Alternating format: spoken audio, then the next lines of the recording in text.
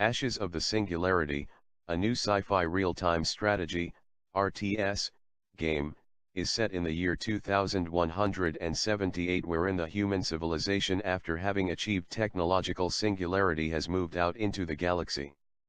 Now called post-humans, they have settled themselves on other planets but face a new threat from within, their own AI gone rogue, leading a force called the Substrate.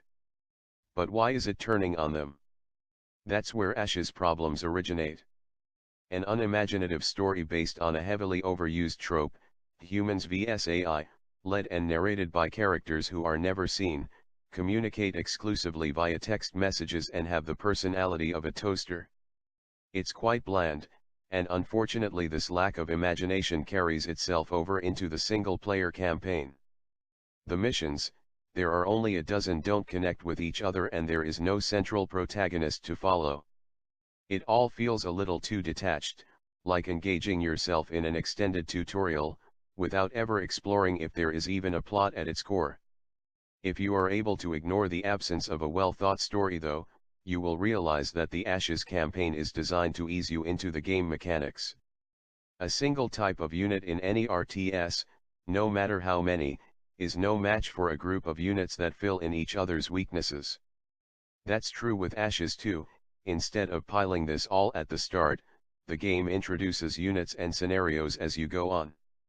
By doing this, it allows you to grasp the fundamentals of Ashes and not only understand how each unit functions on its own, but also the best way to use and pair them in battle.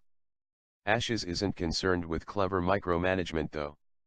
It's about forming huge armies while maintaining the right balance that lets you outnumber and outwit your enemy.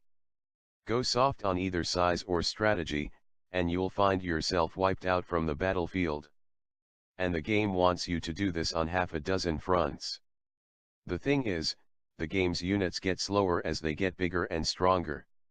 Add to that the humongous size of the maps, and you'll very quickly realize that if you aren't already present on one stage, you aren't going to get there in time to save the day. The game was part of Steam Early Access, but it feels unfinished even now, after release.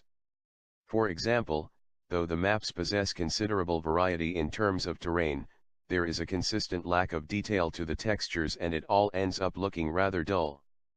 The hovering space robots that are your units fare much better in comparison. Even from a full zoomed out perspective, the difference